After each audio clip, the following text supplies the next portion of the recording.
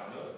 However, if a member of the public searches Martin Smith, they're directed to the Cabinet report and they cannot access the report presented on the 12th of January because it's described as Appendix 2. That, to me, Mr. Mayor, is not transparent. What we're seeking to do, and some of the things I've heard the Chief Executive and the Legal Officer talk about today, I just ask them, have they actually listened to Margaret Hodge at the Public Accounts Committee talking about what had gone on at the BBC? Have they listened to what the Secretary of State for Health said about what had gone on at the various hospitals and the scandals that were tried to be covered up by the use of compromise agreements?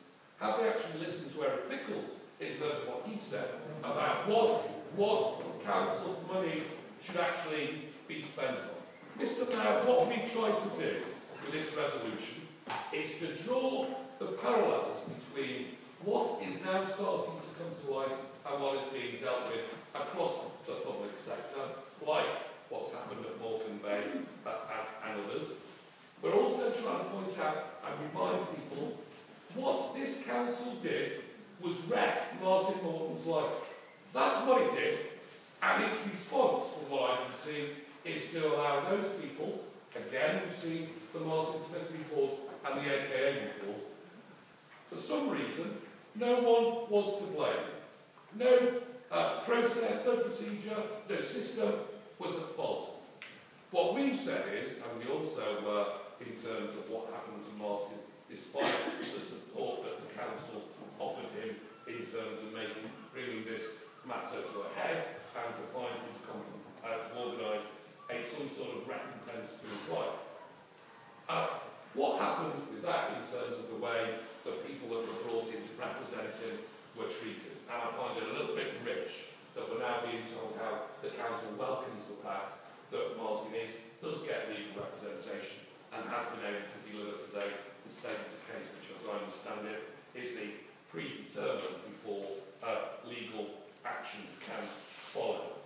The other thing that we've tried to do, and we've drawn attention to this in the resolution, because Martin deserved to have this matter resolved. How can it be right when he is suffering the way he's suffering, his family's suffering, and yet all those people that were named in the Martin Smith report have actually skipped away scot-free?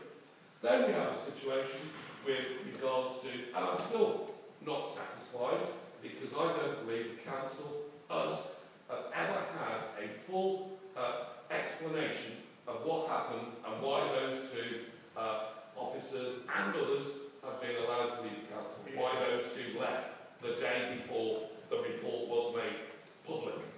Mr. Mayor, what I've asked for here is a review into the circumstances surrounding the decision to allow those members of staff to go. The circumstances. That isn't asking, how much did you give them, when did they go, and so on.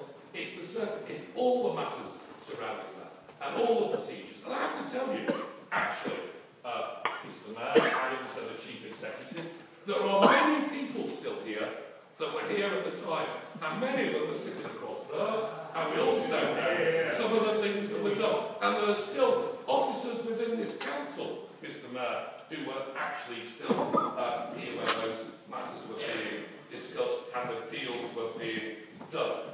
And what we've never found is any accountability to us about what went on. So how can we assess what's gone wrong and whether the issues have now finally been resolved? I'm afraid I did say we'll be allowed for 15 minutes. If you have that for 7 minutes, could you please I'll now finish off, Mr. Mayor, as requested. Mr. Mayor, what this resolution will do, it will finally resolve the situation and give Martin Morton what he deserves for the way he's been treated, and it will give us as a council closure about what went on and some certainty that it can never happen again.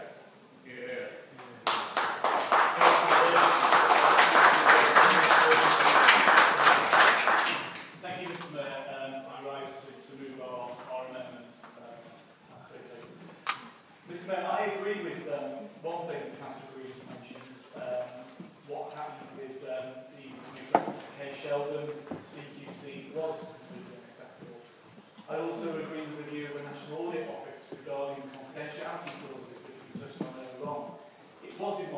wrong to acquire the 1,100 staff who left this organisation in 2011, and he was leaving the council to force them to sign confidentiality. That's why I'm pleased that this administration no longer, it's insisted that we no longer uses such clauses in any agreements with officers leaving the council. Now, Mr. Mayor, with regard to Mr. Morton, I agree that it's regrettable that we've not been able to agree a resolution. However, I don't accept that this is due to a lack of effort on the part of the council. We have urged Mr. Morton's solicitor on several occasions to submit a claim to the council so we can agree on a settlement. And I'm pleased that finally, this afternoon at 10 to 3, we received the claim, which now allows us to hopefully agree a settlement.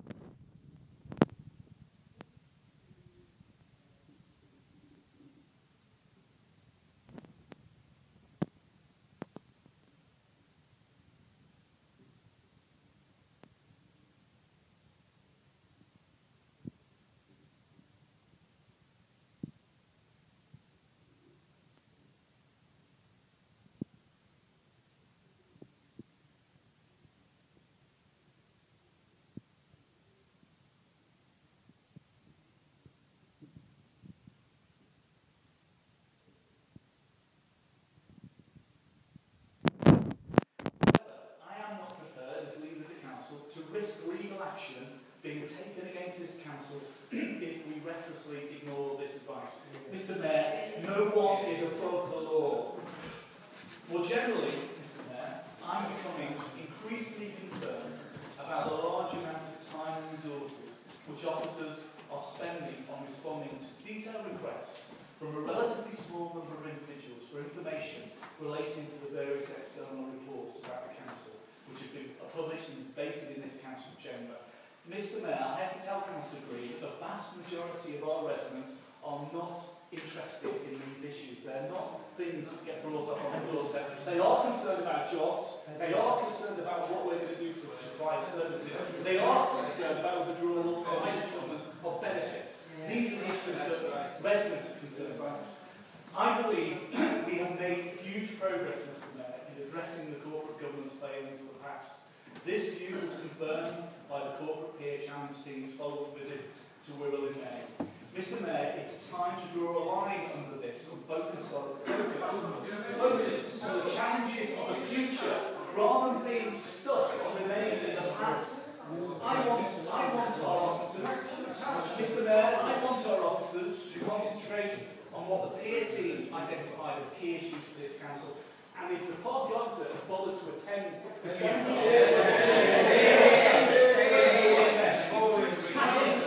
tackling our financial challenges, being clear about what kind of council we want to be over the next 10 years, maintaining the pace of progress, maintaining the cultural change in this organisation. These are the issues that the peer challenge team say that we should be facing as a council. Mr. Mayor, it is time to move on. I have therefore instructed the Chief Executive to compile a report which brings together in one document an account of all actions which have been taken in response to all of the critical reports initiated by whistleblowers and others over the past few years. A draft of this report has been shared already with the other party leaders and the district auditor and was presented to a recent elected members event, for those of us who actually bothered to attend. It's also my intention, Mr. Mayor, to submit this report to the improvement report and the Audit and Risk Management Committee. Mr. Mayor, in the light of the legal advice we've received this evening and the need to focus on the priorities of the future of this council, I am therefore proposing the following amendment to Councillor Green's motion. That we leave item A, that the Chief Exec brief the three-party leaders about the current state of discussions with Mr. Morton and reduce the time on the resolution. I've got no problem with that, and the sooner we come to a resolution, the better. However, I cannot support item B for the reasons I've mentioned, and therefore I'm suggesting that we substitute that by a paragraph that says provide a report to both the improvement report and the Audit and Risk Management Committee detailing the actions taken in response to all the findings detailed in the external reports we've received in recent years. Mr. Mayor, I cannot support the Lib Dem amendment. I do not see what any investigation could do to achieve if we can't publish those issues which are legally not allowed to be published. I don't see practical. So I just think that is fundamentally flawed. So, Mr. Mayor, my amendment does move this council on. We do need to start focusing on the issues for the future that we are being transferred and move away from this relentless, huge commitment to being stuck in the past. I so move.